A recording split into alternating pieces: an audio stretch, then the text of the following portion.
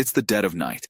The temperature has plunged to -20 degrees Celsius in the middle of a howling blizzard. A lone cabin at the edge of a black pine forest is engulfed in flames, orange light tearing through the white dark like a wound in the sky. By the time the fire trucks arrive, the lead firefighter, Captain Sarah Cole, is not prepared for what her headlights illuminate through the curtain of snow and smoke. A German shepherd, fur scorched down to raw skin along one entire flank, limping on 3 legs through snow that comes up past its belly, is dragging a man through the white ground by his wheelchair harness.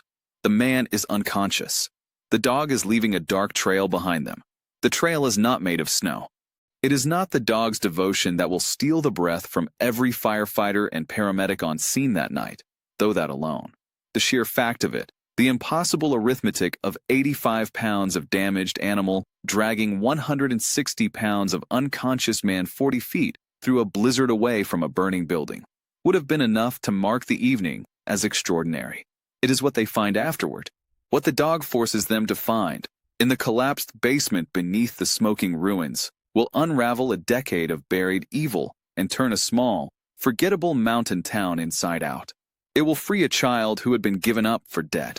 It will close a case that a mother had never stopped crying into every night for 37 days.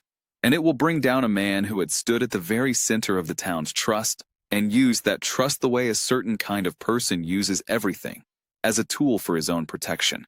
But it starts somewhere quieter than all of that. It starts with a man who had nothing left to live for, and a dog who had been discarded by the same cold world. This is their story. The town of Harlow Creek sat at the base of a mountain range that most maps didn't bother naming. Population, 412, though if you drove its single main street on a winter weekday, you might wonder where the other 411 people were hiding. It had 1 diner, 1 gas station, 1 hardware store that also served as a post office, and, in a pinch, an informal town hall, and 1 animal shelter. A flat-roofed cinder block building at the north end of town that smelled of disinfectant and quiet desperation. Arthur Briggs had not planned on visiting the shelter that Tuesday morning in early November. He had planned on buying a bag of rice, a carton of cigarettes he kept telling himself he was about to quit, and driving back up to his cabin before the weather turned. He was 65 years old and had not had a conversation that lasted longer than 3 minutes in the better part of a year. He had a beard that had grown past his collarbone and a hand-controlled van that he navigated with the careful economy of a man who had long ago stopped expecting anything from the world. He had a face that people looked away from, not out of cruelty, mostly, but out of the particular discomfort that comes from looking at a man who has clearly decided to disappear and is making a thorough job of it. He'd been a decorated Army Ranger, once, before 2 tours in Afghanistan and 1 in Iraq. Before his wife, Elaine, had started sending letters that grew shorter and more careful with each passing year, and before Arthur had grown too good at reading the space between sentences to feel comfortable receiving them. Before the night 3 years ago when a black pickup truck had run a red light at 60 miles an hour on Route 9 and hit their car broadside, and Arthur had watched his wife die in the passenger seat while he'd lain pinned in the wreckage, unable to reach her hand across the 10 inches of center console that might as well have been an ocean. The accident had taken both his legs at the hip. The investigators had ruled it a tragic accident, black ice, reduced visibility, unknown driver who had fled the scene and had never been identified. The case was technically still open. Arthur did not spend energy on that. What energy he had, he spent on other things, which is to say he spent it on very little. He lived in a cabin that Elaine had loved, 5 miles up a logging road outside Harlow Creek. It was a good cabin, solid, well-insulated, built in the 50s from old-growth timber, with a porch that faced west so you could watch the light go off the mountain in the evenings. Elaine had found it. Elaine had spent a summer cleaning it out and another summer furnishing it, and she had loved it with the particular fierce attachment that some people develop for a place that feels like the truest version of themselves.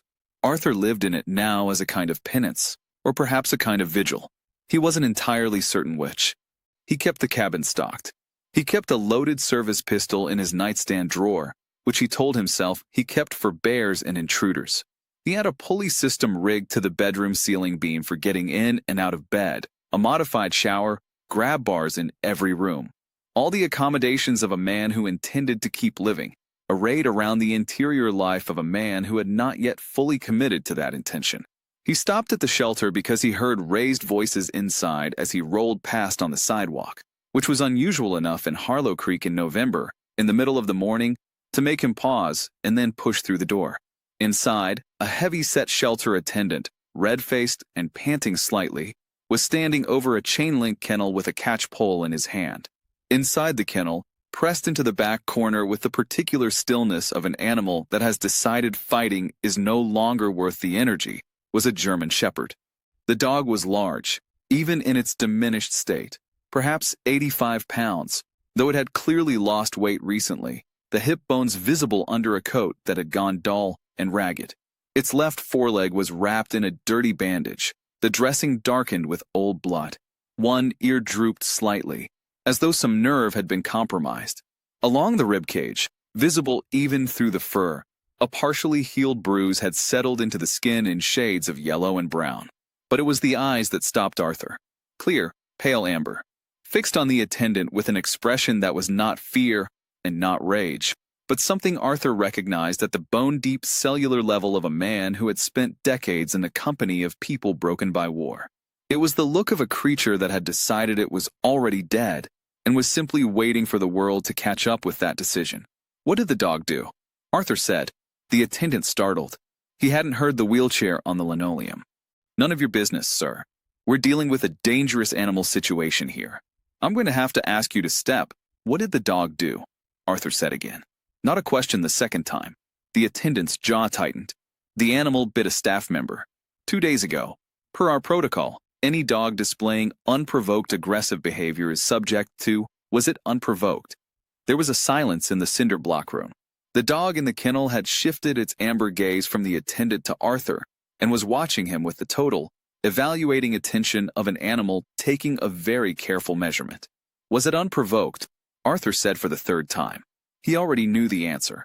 He could see the bruising on the dog's ribs. He could see what kind of marks those were. Arthur had $430 in his wallet. He had been saving it for 3 months toward a new water filtration unit. He spent every dollar of it in the next 15 minutes.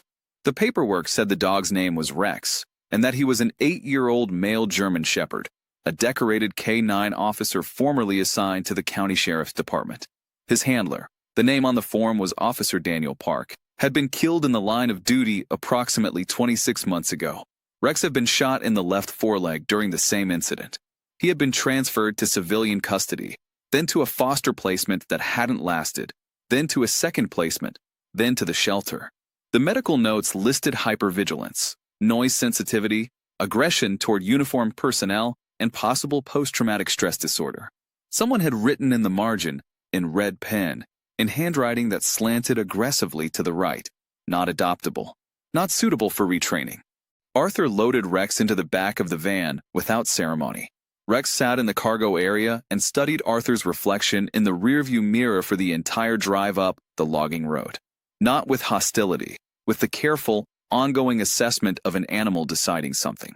The sky over the pines was the color of old pewter, heavy and low and full of what the radio had been calling a significant storm system moving in from the northwest. Arthur parked. He lowered the van ramp and rolled himself toward the cabin door. At the threshold, he stopped and looked back. Rex had not left the van. "I don't blame you," Arthur said. "I don't want to be here either." He went inside. The afternoon went gray. Nothing happened for a long time. Then he heard the soft, asymmetrical sound of 4 paws, 3 confident ones and 1 tentative one, on the gravel path. When Arthur turned, Rex was sitting in the doorway of the cabin, amber eyes steady, left foreleg held slightly off the ground, the cold mountain air ruffling his dull coat. Arthur moved his chair to one side. Rex came in. For the first 3 days, Rex barely moved from a position beneath the kitchen table. He ate, reluctantly, and only after Arthur had left the room and closed the hall door behind him. And he drank, and he breathed with the careful economy of an animal conserving resources it was no longer sure would be replenished. When Arthur's wheelchair motor hummed too close, Rex's lips would draw back slightly in a warning that Arthur acknowledged with a simple, unhurried change of course. He did not force contact. He did not perform patience. He simply had it, the real kind, forged in circumstances that had stripped away everything performative long ago. He talked to Rex, though, not at him, to him. In the evenings, when the wind came down off the mountain and pressed itself against the cabin windows in long, searching gusts, Arthur would sit by the wood stove and talk. About Elaine, about the desert, the particular quality of light on forward operating bases at 4 a.m, when the darkness smelled like diesel and prayer. About the first time he'd driven up the logging road with Elaine, and she'd stood on the porch and looked out at the mountain and said, "This is it. This is the one." He wasn't certain the dog understood the words. He was certain, watching Rex's amber eyes move from the middle distance to his face whenever the grief surfaced in Arthur's voice, that something was being received. On the fourth night, the nightmare came. It came often, not every night, but with enough regularity that Arthur had built an elaborate architecture of countermeasures around it. The bathroom light left burning, the white noise machine by the bed, the deliberate recitation of geography facts he memorized in basic training for reasons he had long since ceased to remember. None of it reliably worked. He would be asleep, and then he would be in the car again on Route 9, and Elaine's hand would be 10 inches from his and might as well have been in another country, and she would say his name once. Just once, very quietly, and then there would be only the sound of metal cooling. He woke with a gasp, on the floor beside the bed, where he'd wrenched himself sideways in the throes of it.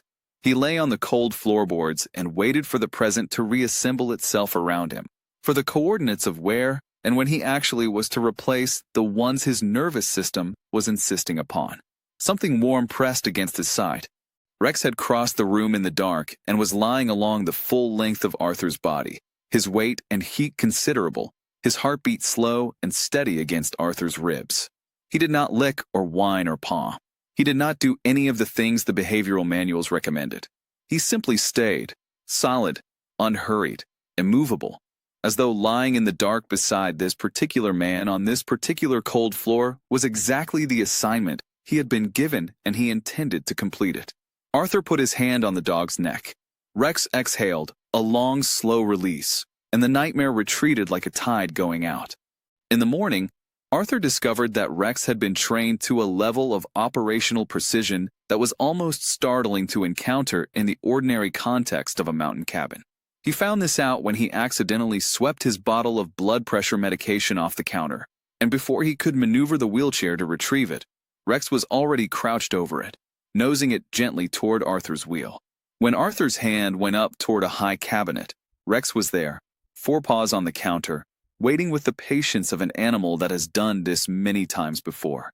When the chair caught on the gap between the couch and the coffee table, a small geographic catastrophe that Arthur had learned to receive with stoic, grinding resignation, Rex walked behind the chair, braced his good shoulder against the back of the seat, and pushed. "Officer Park trained you well," Arthur said. His voice was thicker than he intended. Rex sat down and tilted his head to one side, regarding Arthur with an expression of grave, professional consideration. Arthur laughed. It was the first time he had laughed in a period of time he could not accurately calculate, certainly since Elaine, possibly longer. The sound surprised him. It surprised Rex, too, judging by the way the dog's ears flicked forward and his eyes widened fractionally, as though Arthur had produced an unexpected and interesting object from nowhere. From that morning, something changed between them.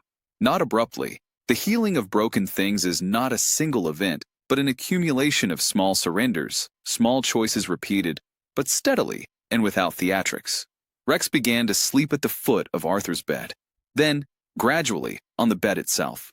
Arthur woke one morning to find 85 pounds of German Shepherd pressed against his non-functioning legs, the dog's chin resting on his knee, amber eyes soft in the early gray light, and something inside Arthur's chest, some long calcified accumulation of grief and guilt, shifted incrementally toward loose. The first thunderstorm undid Rex entirely. It blew in from the north with very little warning, the kind of fast mountain storm that is merely dramatic at lower altitudes and genuinely violent at 4,000 feet. The first crack of thunder turned Rex inside out. Arthur watched him come apart, the panting that became hyperventilation, the pacing that became spinning, the low continuous vocalization that was something deeper and older than ordinary distress.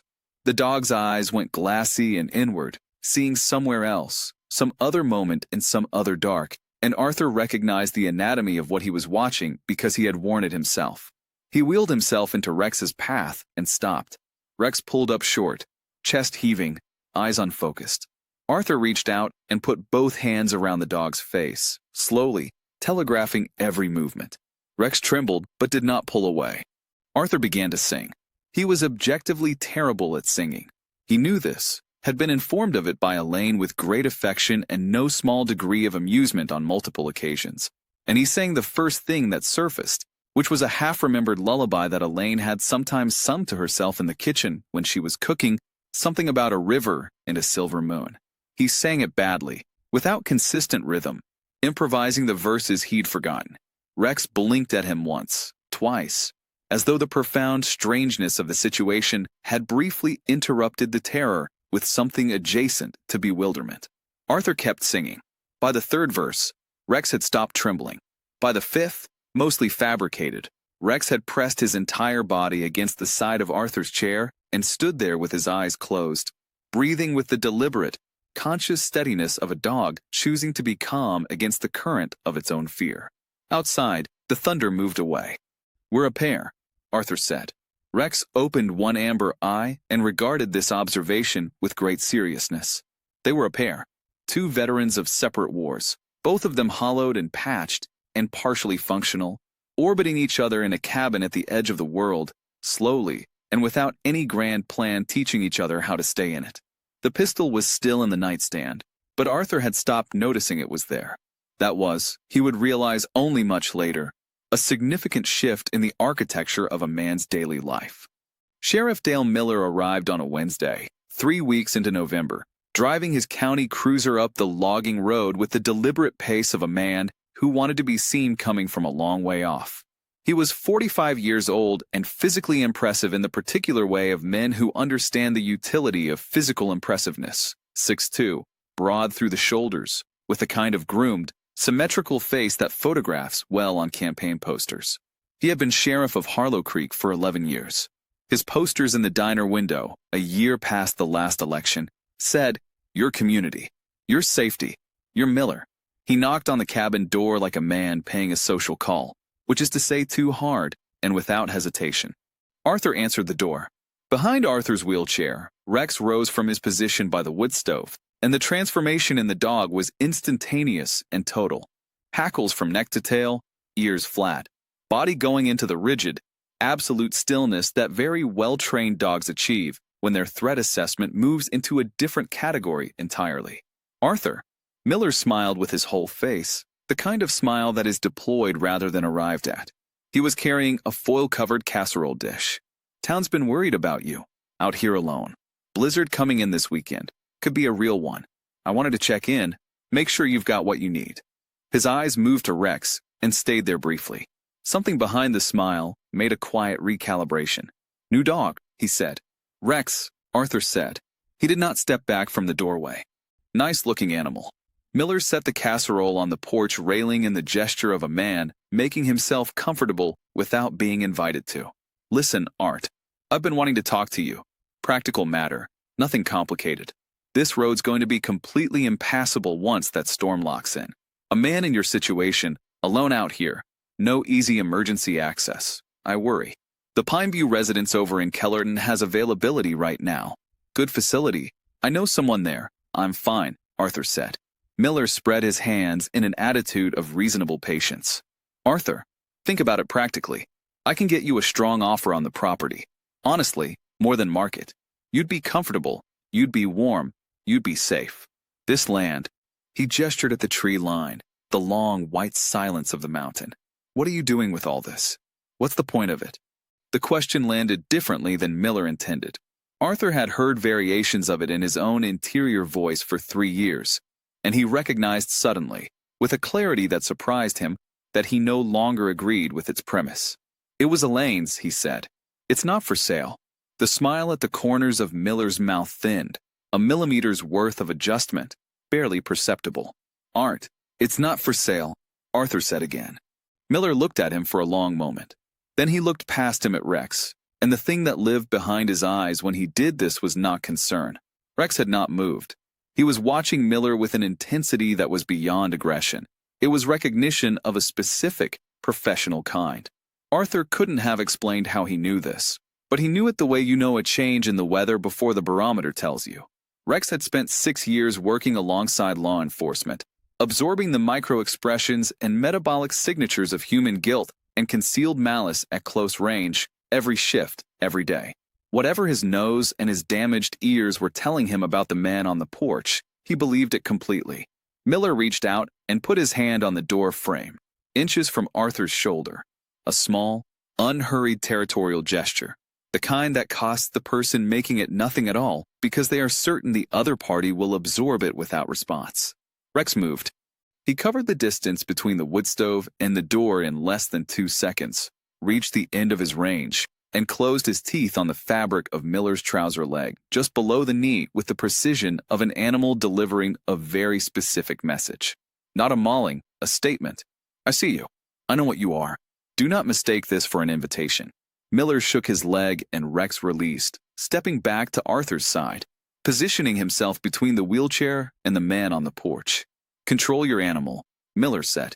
His voice had gone flat and very even. He is controlled, Arthur said. What happened next was fast. Miller's open palm came across in a hard strike to the side of Arthur's face. The blow of a man accustomed to hitting people from whom he expects no physical consequence. Arthur's chair rocked. His ears rang. He tasted copper against the inside of his cheek. Rex did not deliver a message this time.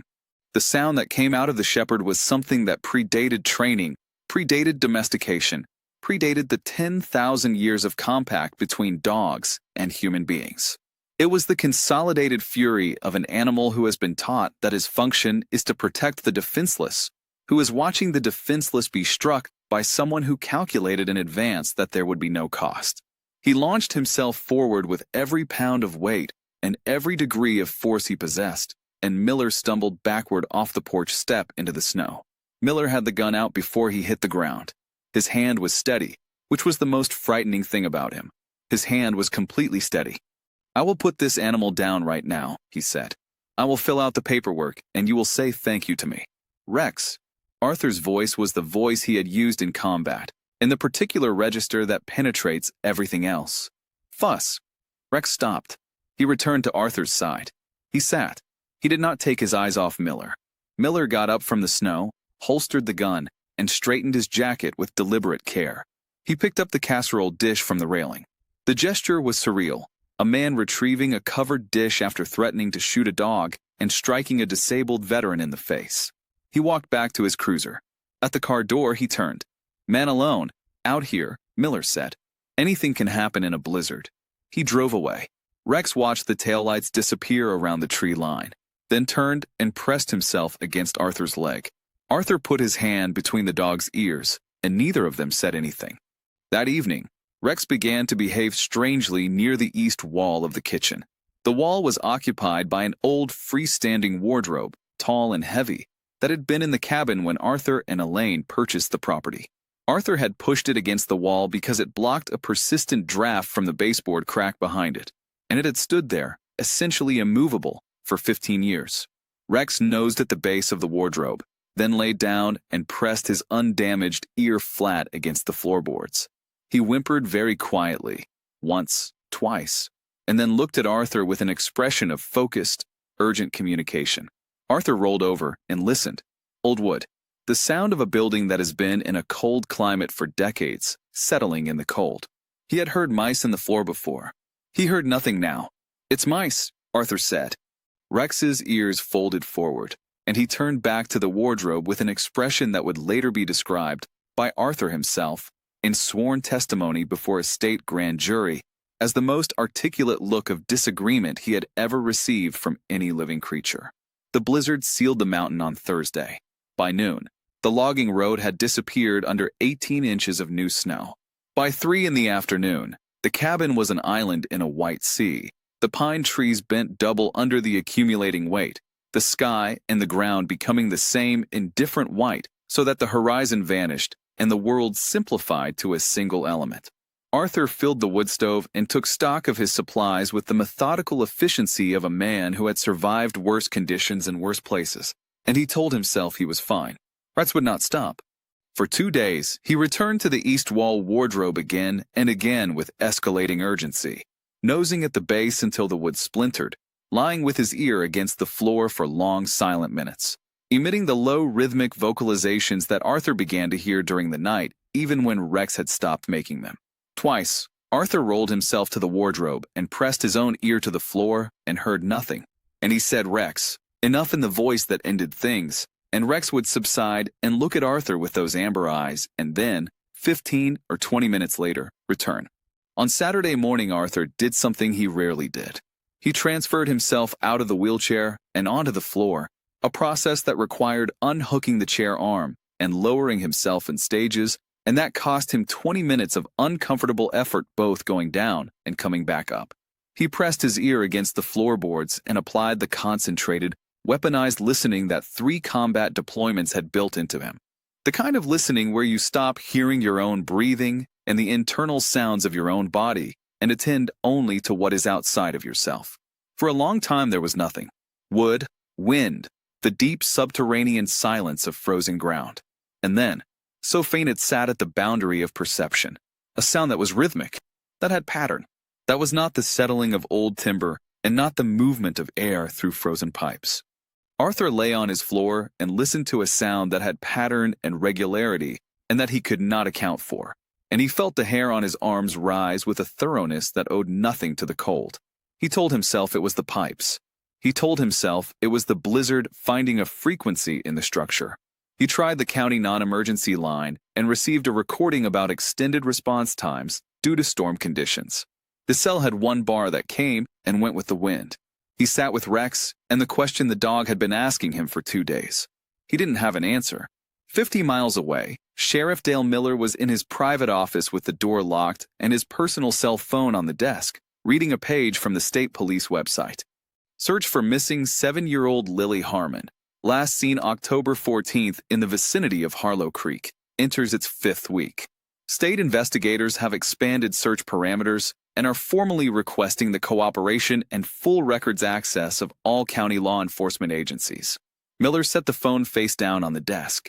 He looked at the blizzard beyond his window.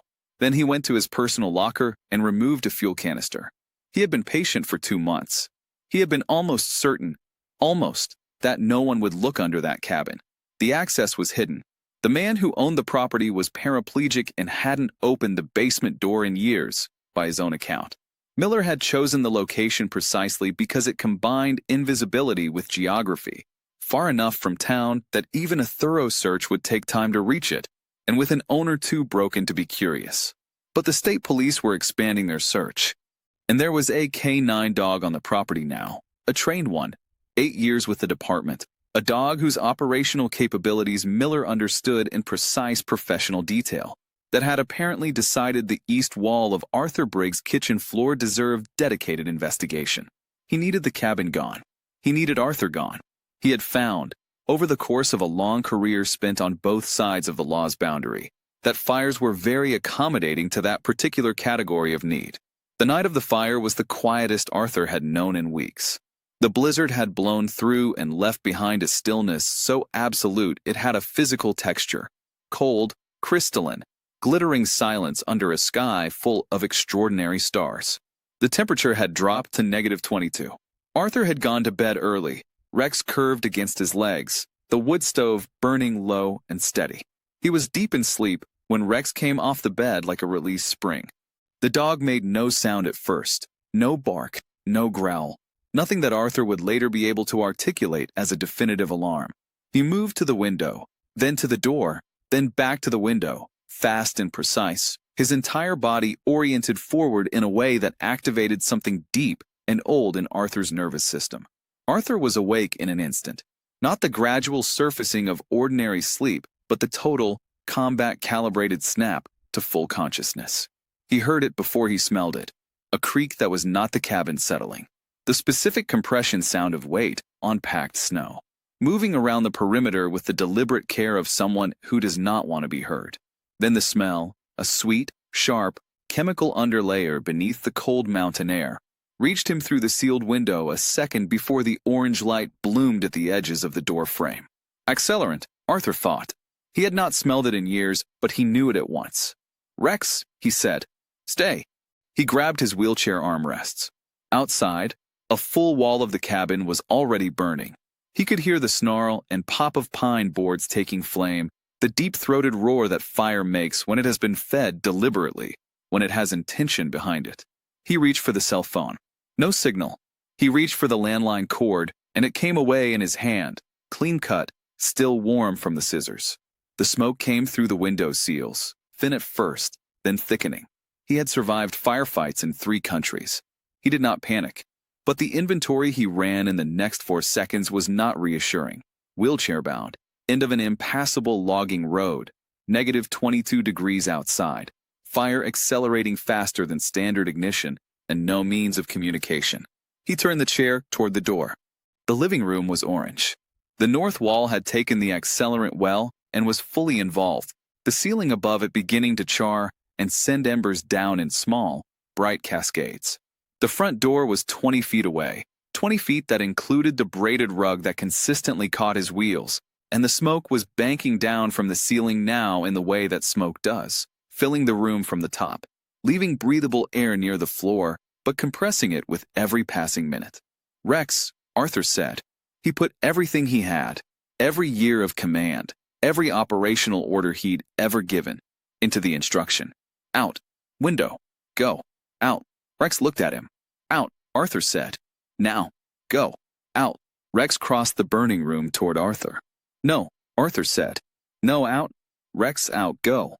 Rex bit down on the nylon webbing strap on the side of Arthur's wheelchair, the adaptive handle installed by the occupational therapist who had visited in the first year, designed to help caregivers move the chair, with the full, committed grip of a dog who knows what this strap is for, who has practiced this, who understands the physics of what needs to happen. He pulled. The chair moved 3 inches across the smoke-filled floor. Rex repositioned. 3 functional legs braced, the damaged left held off the ground, body angled at the precise vector of maximum mechanical advantage. He pulled again. A ceiling beam came down. It skidded off the arm of the wheelchair in a shower of sparks, and the heat of it was enormous, and the embers caught in Rex's right flank, and Arthur heard the sound the dog made when they did. A single compressed exhalation. Not a yelp, but something harder and briefer and more adult than a yelp. And Rex did not stop. He repositioned his feet on the burning floor. He bit down again. He pulled. Arthur's hands were on the wheel rims now, pushing. He was coughing with the deep structural violence of smoke inhalation, his vision narrowing at the edges. But his hands were on the wheels, and his muscles still worked above the waist, and he pushed, and Rex pulled. And they moved, 6 inches, 12 inches, a foot. Rex was navigating them around a section of collapsed wall panel with the geometric focus of an animal that has been trained to work through obstacles, adjusting the angle of pull with each repositioning, reading the floor ahead the way a working dog reads terrain. The front door. 10 feet. 7. 5. Arthur's hands hit the door and shoved it open with everything left in him, and the cold, savage, negative 22-degree mountain air came in like a wall and hit them both, and Rex pulled them across the threshold, across the porch boards, down the ramp. Arthur registered distantly that the ramp had been deployed, that Rex had somehow hit the deployment handle in passing, or had done it before coming back inside, or had done it in some sequence of canine engineering that he would think about later, and then they were in the snow. The chair sank into the drift, and the wheels spun. Rex pulled. A foot. Another foot. The snow was thigh-deep, and Rex was sinking with each lunge, the fur on his right flank burning with a small, steady flame that the blizzard's residual wind had caught and was keeping alive, and he sank and lunged and pulled, and the trail they left behind them in the white ground was a long black track of soot and blood and effort stretching 40 feet from the burning porch to where they finally stopped. The cabin went down behind them, not all at once. The roof folded inward first, the sound of it like sustained artillery, sparks and burning debris founaining upward into the black star-filled sky, the whole structure collapsing in a cascade of orange and white. The heat reached them even here, in the deep snow, 40 feet out. A hot hand pressed against Arthur's frozen face. He looked down. Rex was on his side in the snow.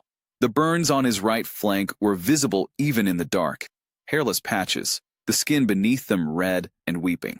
The left foreleg, the one that had been broken in the service and never fully healed, was bent at an angle it was not designed to achieve.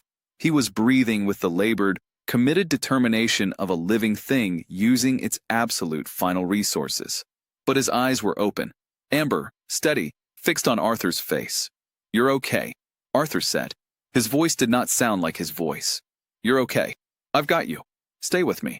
He pulled Rex against his leg with both arms and held him there, and Rex pressed his face against Arthur's knee.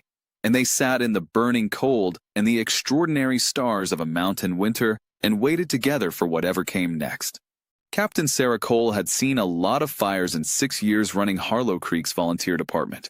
She had seen the fast, spectacular kind and the slow, grinding kind and the kind that looked modest from the road and proved to be catastrophic behind a wall. She was 30 years old and methodically competent and not given to being undone by scenes that were already over. She saw the orange glow in the sky above the logging road from 3 miles out and said quietly to the driver, "Push it." She came around the last bend and the headlights found them. She would describe it later, in her official report, in her statement to the state police, eventually in the magazine profile that she declined to be photographed for, as the single most remarkable thing she had seen in her professional life. A man in a wheelchair, coated in ash, in the snow, 40 feet from a burning building, holding a dog that was on fire. A long dark track in the white ground connecting them to the collapsing structure behind them. They reached Arthur in under 90 seconds. He was conscious, barely, core temperature falling, significant smoke inhalation, a laceration on the head from an ember, and frostbite beginning in the exposed fingers. He would not release the dog. "Sir, I need you to let us. He goes first," Arthur said. "Sir, he goes first," Arthur said, and the register of it was not desperation but command, and nobody on Sarah's crew had a response to that register because it did not leave space for one. Rex went on the first stretcher. The paramedic worked on him while his partner began on Arthur. Sarah coordinated the water lines, structure fully involved, zero interior integrity, no viable search conditions. Standard protocol: contain the fire, protect the tree line. She was turning to give the order when Rex came off the stretcher. He moved with a terrible, methodical deliberateness, every movement costing something. He dragged his broken left leg through the snow with the calm, purposeful focus of a dog completing an assignment, crossing 30 feet between the ambulance and the ruin's outer edge. He went directly to the east wall, which had partially collapsed outward and left a gap in the debris, a window into the basement level, partially blocked by fallen material. He began to dig. His 3 functional paws and his muzzle worked at the debris with the focused urgency of an animal operating on a different timeline than anything around him. His broken leg dragged beside him in the snow, leaving a dark trace. Sarah had worked with K-9 units before. She had seen that look, the locked-in, full commitment look that a dog gets when it is not performing an investigation but completing one, when it already knows. "Connor," she said. 2 people with shovels. "Over here. Now." She followed Rex. Her crew worked for 11 minutes, clearing collapsed ceiling material and a fallen section of flooring that had dropped at an angle and created a partial shield over the basement access below. The trapdoor, when they reached it, was old, heavy wood, fitted with a padlock that had been oiled recently, which was strange in a cabin whose owner had not opened it in years. Sarah took a Halligan bar to it. The padlock broke in under 30 seconds. She pulled the door open. The smell came up first: damp concrete, chemicals, the close particular smell of an enclosed space that has been occupied. Below, a concrete basement, perhaps 12 feet by 15. A single bulb on an intact circuit. Metal shelving stacked with wooden crates. Ammunition cases, the stenciling confirmed, and heat-sealed plastic bags whose contents she did not need to open to identify. Bundles of currency. A duffel bag that, when the state police opened it, would yield a handgun with its serial number filed off, a knife whose stained blade matched a decade-old forensic profile, and a set of ledgers whose contents would begin the unraveling of a network that reached well beyond Harlow Creek. And in the corner, an iron cage, the industrial kind, built for large animals. Inside the cage, under a moving blanket, curled into the smallest shape a human child can make, a girl, 7 years old. Dark hair, eyes closed. Her skin was cold to the touch, but her breathing was there. Thin as a thread, but there. Present. Continuous. Frank. Sarah's voice cut through the smoke and the night. Get in here. Now. She was down the ladder in 5 seconds and across the floor in 2 more. She unlatched the cage. She lifted the child out and held her against her fire jacket and stood there for a moment in the basement of a burning cabin, holding a 7-year-old girl who had been locked in an iron cage under a mountain in the dark for 37 days. And something in the center of Sarah's chest shifted in a way that she recognized as permanent. I've got you, Sarah said. You're safe. I've got you. You're safe now. Upstairs, through the open trapdoor, Rex had stopped digging. He was sitting at the edge of the opening, looking down into the basement, and his tail was moving, slowly, back and forth, for the first time since they had arrived on scene. The girl's name was Lily Harmon. She had been missing for 37 days. Dale Miller arrived at the fire scene at 11:47 p.m. He came up the logging road with his lights and siren running. A performance, timed. And he climbed out of the cruiser already in his public posture, hands on his belt, scanning the scene with the practiced authority of a man arriving to manage a situation.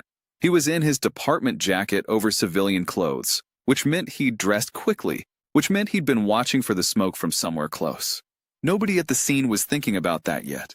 Hell of a night, he said, moving towards Sarah with his hand extended. Dale. Her voice was neutral. Behind Miller, across the 20 feet of trampled snow between the cruiser and the ambulances, 2 things happened simultaneously. From the back of the second ambulance, wrapped in a thermal blanket, Lily Harmon looked across the lit snow and found Dale Miller's face. She began to scream, not the frightened scream of a startled child.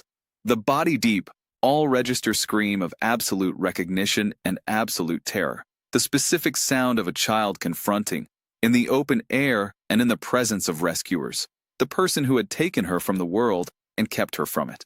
It came from somewhere below ordinary vocal production. It filled the clearing. Miller turned. His professional face held for approximately 1 second. Then Lily's arm came up, her small finger extended. That's him, she screamed. That's the man. That's him. That's him. He's the one, that's him. Miller's hand went to his holster. He was fast, 6 years as a patrol officer, 11 as a sheriff, and whatever he had been before any of that. His hand was on the grip before most of the people in the clearing had processed what was happening. He had, in the fraction of a second between Lily's scream and the gun clearing the holster, already run his calculation and arrived at a conclusion about what this situation required. Rex was faster. He came from Miller's left, the blind side, the side where the burned flank and the broken leg made him appear to anyone watching as a ruined, barely mobile thing that could not possibly close that distance at that speed. He was in the air before Miller's finger reached the trigger guard.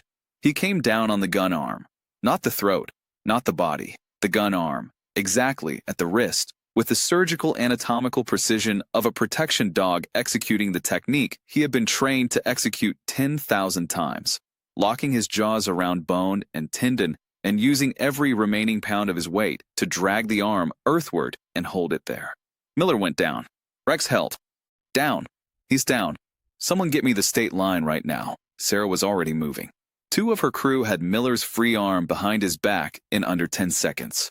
Rex held the gun arm until Sarah said the release command. She used the German, AUS, on a guess based on what she'd overheard the paramedic say earlier, and Rex opened his jaws and stepped back and sat down in the snow, bleeding freely from the burns on his flank and the broken leg, and looked at Dale Miller with an expression that was not triumphant. Just finished. The state police arrived 40 minutes later, following the path that Sarah's trucks had broken through the snow. They found the duffel bag and the ledgers and the currency and the crates. And they found the handgun whose ballistics matched a 10-year-old unsolved killing. And they found in the ledgers an entry, dated 3 years prior, in Miller's own handwriting, that a forensic accountant would later correlate to a payment for a vehicle matching the description of the black pickup truck that had run a red light on Route 9 and killed Elaine Briggs and taken both of Arthur's legs and been ruled by the investigating officer of record, Dale Miller, as a tragic accident involving black ice and an unidentified driver. Arthur was still conscious when Sarah came to his stretcher. She told him what they had found. She told him about Lily and about the ledgers and about the entry. He was quiet for a long moment. Elaine worked at the county records office, he said, not loudly, almost conversationally. She found something in the property filings. She told me she'd found something and she was going to report it. I told her to be careful. He looked at the ruins of the cabin, of the place Elaine had found and loved and made into a home. I told her to be careful, and I should have done more than that. Arthur, I know, he said. I know. He was not angry, which surprised Sarah. He had an expression she had seen on a small number of people who had survived genuinely terrible things, a kind of exhausted clarity, like the sky after a very long and very difficult storm has finally passed through. The face of someone who has been carrying a weight that did not belong to them, and has now been relieved of it. Where's Rex? He said. They brought Rex to lie beside him on the stretcher, and Arthur put his hand on the dog's neck, and Rex turned his face toward Arthur and let out a long, slow breath that moved through his whole body, and lay still. Good boy, Arthur said. You did good. You can rest now. 6 months later, the logging road to where the cabin had stood was navigable again for the first time since winter, and the cleared land where the structure had been was showing the first vivid green suggestions of fireweed pushing up through the black ash, pink and extravagant and entirely unscheduled, which is exactly what fireweed does in the wake of a burn if you leave it alone and wait. Dale Miller had been arraigned on arson, kidnapping, extortion, criminal conspiracy, and first-degree murder. He had entered a not guilty plea on all counts and been denied bail. The trial was still more than a year away, but the county prosecutor was not, as she put it to the assembled press in a statement that was brief and factually precise in the way that real confidence tends to be, experiencing any shortage of evidence. 7 additional arrests had followed from the investigation. 2 of Miller's former officers were cooperating with the state. The black pickup truck driver had been identified through the financial records and was in a separate facility awaiting his own proceedings. Arthur Briggs was living in a small apartment in Harlow Creek. The first time in 3 years he lived within walking distance. His walking distance, the electric chair's range, of other people.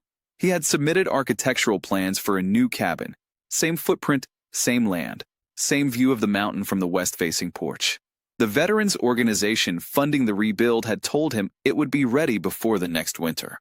Rex had lost the left foreleg entirely.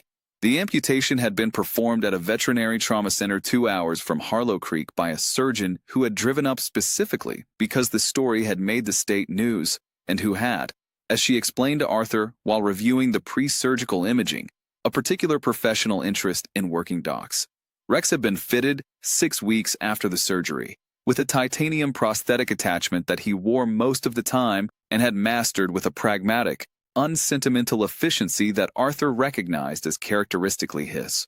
Visitors who met Rex for the first time tended to notice nothing unusual about him for several minutes. He wore a medal, a genuine one, issued by the State Police Canine Unit, a small circular disc engraved with his service number and the word Valor. On a leather collar that Arthur had chosen carefully, good leather, his name stamped in block capitals on the inner side where it wouldn't wear off. The burns along his right flank had healed to bare skin, a permanent map of what had happened, worn without apology. On the afternoon that Lily Harmon was discharged from the children's hospital in the city, her mother drove 3 hours to Harlow Creek with Lily in the back seat. Lily was holding a flower crown she had made herself at the craft table in the hospital common room. Dandelions and wild purple clover and something small and white whose name she didn't know but which looked, she said, like very small stars. She put the crown on Rex's head when she saw him. Rex sat very still and permitted this with considerable dignity. He looked, Arthur thought, approximately regal. The flowers suited the medal. Does he like flowers? Lily asked. He likes being noticed, Arthur said. Lily considered this with the seriousness she brought to most things. Then she knelt down in the grass in front of Rex. This 7-year-old girl who had spent 37 days in a darkness that Arthur did not allow himself to imagine in its full dimensions. And she put both small hands around the dog's face the way Arthur had done in the thunderstorm, the way you hold something you are grateful to be holding. And she said, "Thank you." Rex leaned his head forward until his forehead was against hers. They stayed that way in the long afternoon light, the girl and the dog, the mountain green and unhurried behind them. the air full of the particular warmth of a high-altitude late spring. Arthur watched. He was aware, with the simple, unannounced clarity that sometimes arises when you have stopped bracing against it, that he was not waiting for anything.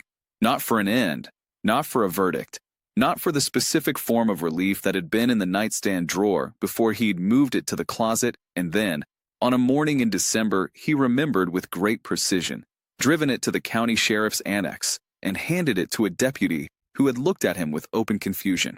Arthur had told him, "I don't need it." He had driven home. Rex had been in the passenger seat with his face out the window, and his ears streaming back in the cold air, and his eyes bright, with the uncomplicated pleasure of motion and wind. He had looked over at Arthur as they turned onto the main street of Harlow Creek. One amber-eyed, weighing look, and then looked back out the window, fully content. They were not the kind of people or dog that anyone in a small mountain town would have picked out for heroes. One of them was 65 years old, both legs gone at the hip, face carrying the marks of grief and fire. The other had 4 inches of titanium where a leg used to be, and hearing that operated on a different frequency than the world around him, and a map of burns along his right side. Together they required, perhaps, more accommodation than was entirely convenient. They had both been, at various points in the recent past, considered disposable. That was fine. They had both survived that assessment and were prepared to go on doing so. Sarah Cole's crew had made them joint honorary members of the Harlow Creek Volunteer Fire Department, a distinction that came with a small plaque and a larger party and the somewhat impractical obligation of attending the department's annual summer barbecue, which Rex approached from a strategic and logistical standpoint with a seriousness that Arthur found genuinely impressive. At the barbecue, Arthur had laughed in public for the first time in 3 years. He was getting better at it. So was Rex, in his way. The amber eyes less guarded now, the body less braced, the extraordinary instrument of his nose turned more often toward the ordinary world and less toward its shadows. On the last evening of that first real spring, Arthur sat in the cleared land where the cabin would be, and the mountain above him was going rose-pink with the last light, and Rex sat beside him with his medal catching the sun and his flower crown long gone, and they were simply present, together and present, in the way that 2 creatures can be present when they have stopped pretending the world is something other than what it is, and have decided anyway to stay in it. The fireweed was coming up everywhere in the black ground, vivid and pink and not at all apologetic about it, the way it always comes up in the places where fire has been. First comes fire, then comes what grows back. That is not a metaphor. That is simply what happens. If you wait long enough. If you stay,